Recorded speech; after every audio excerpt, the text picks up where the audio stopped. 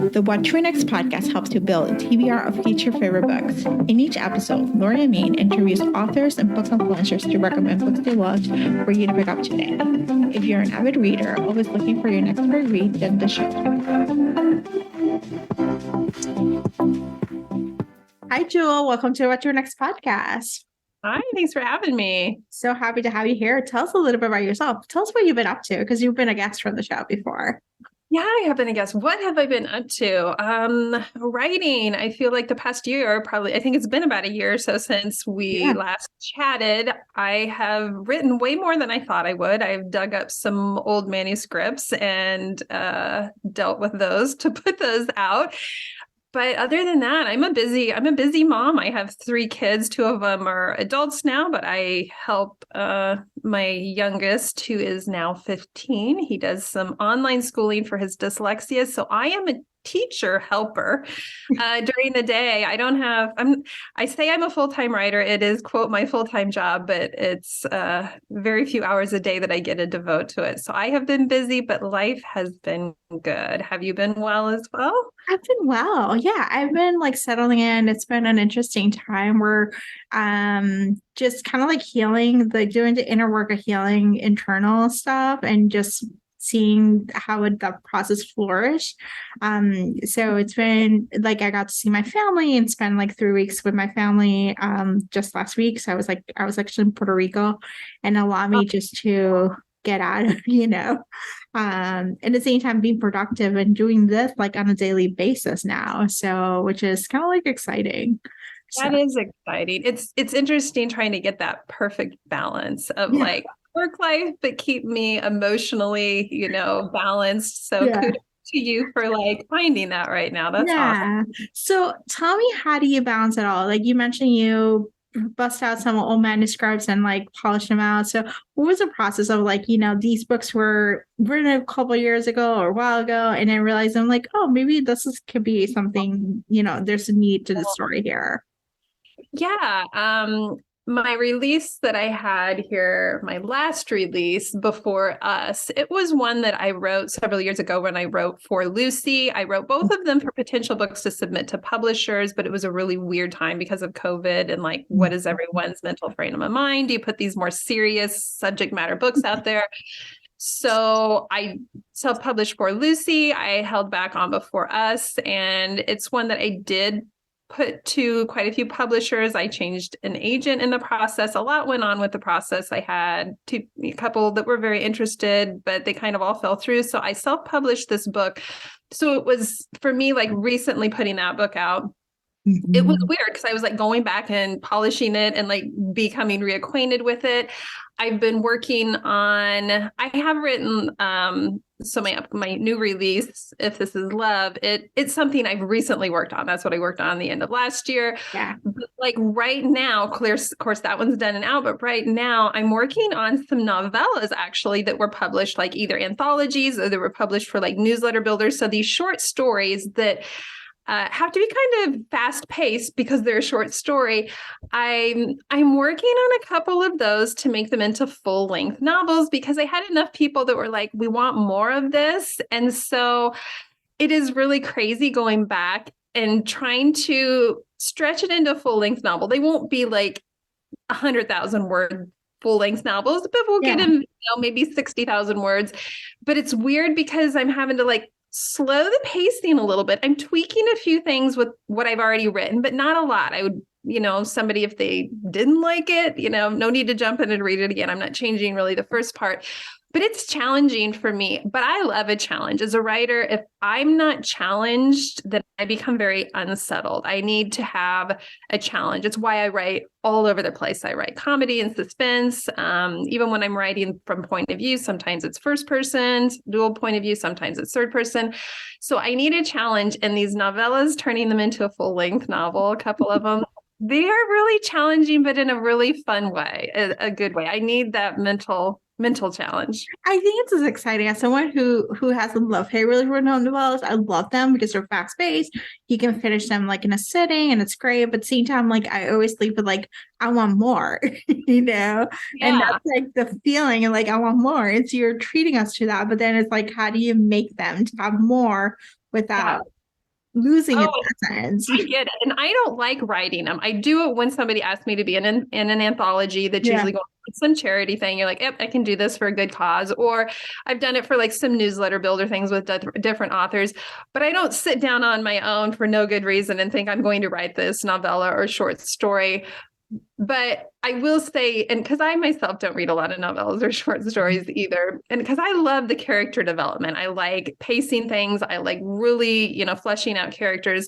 So in a novella, that's clearly harder to do, and you just feel a little bit cheated. But again, it's like that challenge, like somebody saying, give me a story in 4 sentences or something, that challenge of the way, like coming up Yeah. with elevator pitches for something, or just like this short blurb where you're like, okay, this is a challenge. I don't always love it, but it's good for me. So I do it.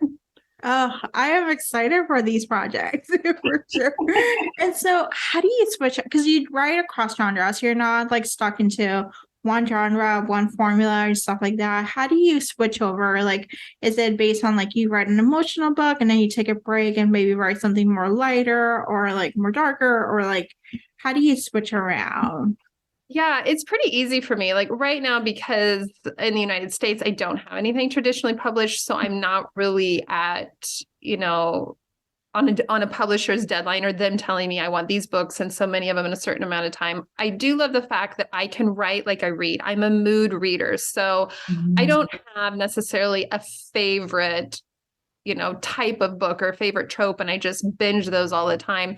Sometimes I'm in the mood to laugh. Sometimes I'm like, I want something dark and gritty. And then other times I want like the mystery, or I want something that I know is going to make me cry. I'm an emotional person. So I'm a mood reader. So therefore, when I sit down to write, it's just basically like, what do I want to write? And I can take one story idea that maybe I've had in my head, and I can decide whether that story idea is going to be a lighter story or if I'm going to make this more serious. Because it's funny how you can take one idea and it can go in a lot of different directions. It's not that, oh, I'm going to write a romance, or like I'm going to write an office romance, which I don't really write many of those. And therefore it's going to be kind of more of a romantic comedy. I could write a pretty serious, office romance if I wanted to. It's what I'm in the mood for, which is nice. I think as much as you would love to have this gigantic success where publishers were offering you all kinds of money to write certain things, for me, I think because I'm my age and I write for a living, but I'm not caring if I'm, this multi-million-dollar making author. I want to always love what I do. And I love just being able to write what I'm in the mood for. I think the words become more authentic when it's not forced. I'm doing it for myself. Yeah, and I think it just allows the reader to see a plethora of opportunities. You can find readers who might like the more lighter stuff. You can find readers who like the emotional, the angst, the push, have a tearjerker, Yeah. And I think in some ways, like finding, like you can find pockets of audiences, for each of the book, and then be like, oh, like if you like this, and try all these other books. And I'll link to our previous episode because you did talk about if you like this mood, you can try these books for your backlist. But I think it's great. Like honestly, and it's authentic. Like just writing what you feel like you're called to write, as opposed to what you think you should be writing. Absolutely. All right, so let's talk about if this is love. So tell us the elevator pitch. The elevator pitch for This Is Love. If the man that you love and that you've loved forever is forced to marry your enemy. That is the quickest one. It's a romance set in Texas on a ranch. It's the first time I've written, quote, a cowboy romance. It is an age gap. These are really awful people. Think of, like, I don't know, for people who are Yellowstone fans, I think they will love this book. So and I wrote the Naked Fisherman series a couple years ago, which is kind of a forbidden romance, age gap romance. So I call this book, If This Is Love, the marriage of Yellowstone meets the Naked Fisherman. And it was just a really fun book to write, but it's angsty. It has characters that you love to hate. There's characters in this that readers will be like, I hate them. They will be so angry with these characters, but I built them for that purpose. It's very heartbreaking at times, but because of it being an age gap and where the two characters meet when they're young, even though there's an age gap, he's clearly a little bit older, but she's young, and the developing the relationship between them is just, to me, so magical because they both come from very unconventional backgrounds. She has an awful family that she comes from. His family is gone. His brother's in prison. There's like all of these little intricate details that make this story, in my mind, writing it, it was very addictive to write it because it felt like, what's going to happen next? Oh my gosh, is this going to happen? And there's the push and pull, and the forbidden element is really strong in it. So yeah, I hope readers like it. So far, what, minimal feedback that I've gotten has been really good. And so we'll see how the weeks progress here, but I'm excited. Oh my gosh, I am so excited for this one. You had me at cowboy, or your take on a cowboy, and your take on like this is Naked Fisherman, age gap forbidden, but same time, here's characters you're gonna hate because sometimes you gotta root for those characters you're gonna hate. Like Yeah. it brings those emotions, and you're like, okay, yes, Yeah, it's not like, it's, and I don't have a problem with this. Some people are like, oh, I hate when romance novels are based on some type of misunderstanding, which I don't always hate that because sometimes that's life. I write about a lot of life stuff.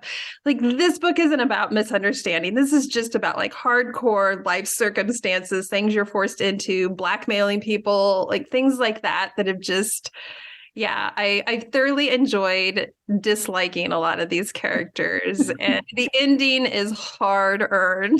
Oh, yes.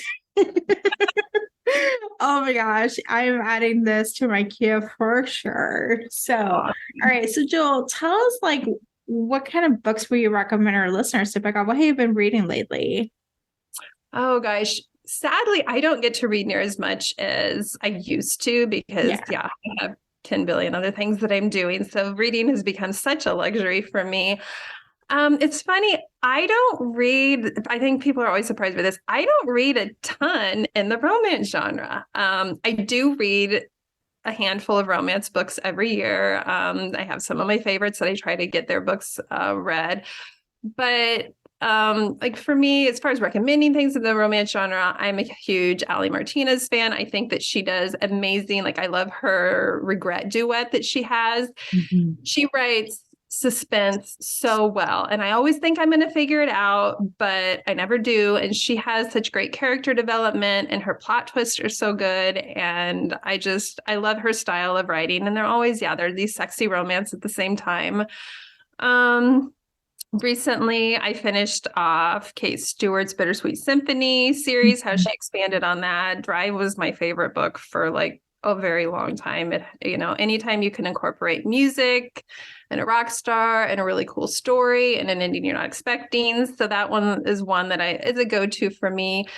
My most recent one I read was Jennifer Hartman's The Heart Song duet. And it was so good. Jennifer, I always say that, and I've read several books of hers. I feel like she writes to my soul sometimes. Like I like these angsty, grip your heart, rip it out, put it back together books. And she does it so well. Her writing is just fantastic.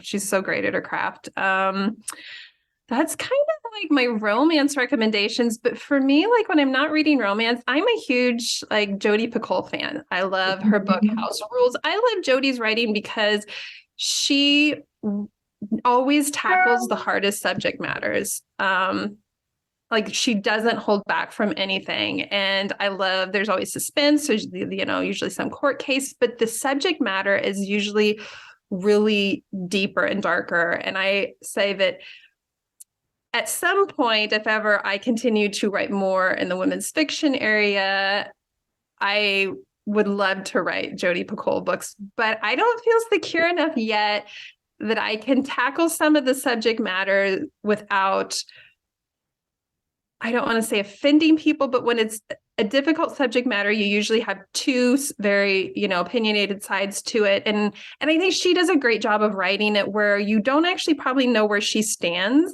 herself personally on it. She's just like putting it out there for readers to like, they're great book club books. And that's what I like. I mean, I like writing books for Lucy. I felt was that way before us. I felt was that way. Like this book club look like, let's talk about kind of some of these controversial topics and what would you do? But it's not like I'm putting out as an author what I think. It's just handing it to the audience. I love Lisa Jewell books. When I want my suspense fix, that's not necessarily romance, but the thrillers. What is it? Then She Was Gone is my favorite Lisa Jewell book so far. And eventually I'm going to jump into some more fantasy type stuff. I haven't jumped into the fantasy romance, but boy, everyone talks about it. And I keep saying I'm going to do it, but I haven't gotten there. I have a recommendation for you for fantasy romance. I would say The Serpents and the Wings of Night by Carissa Broadbent. It's a pretty fast-paced, like it's a tome, but it's fast-paced. It's about vampires and a trial where they're actually competing and they're enemies to lovers. She's been trained to compete in this trial. She's a human, and her enemy becomes her partner and then love interest. And there's a lot of suspense. There's a lot of push and pull. And it's a really good one. It's part of a series. It's the first book in a series, but it ends at like it's a minor cliffhanger. So it's a pretty good, solid, fantasy romance. Similar to ACOTAR, but you don't have to slog through the first book because I hated the first book of ACOTAR. So this one is actually pretty good. So awesome. Yeah, I mean that's kind of like talking about mood writing and mood reading. Like sometimes you just like, as much as I love the serious, like talking about Jodi Picoult books, the serious subject. Other times, like you just want to escape reality. Like give me some vampires. I just need that reality escape. So yeah. Vampires, aliens, or monsters. Men are the worst. We're gonna like look for some other species. So, Jewel, tell us where we can find you online. Oh, I am on probably Instagram the most. I have Jules Jonesies as my Facebook group, and I'm pretty active in there. I am on TikTok.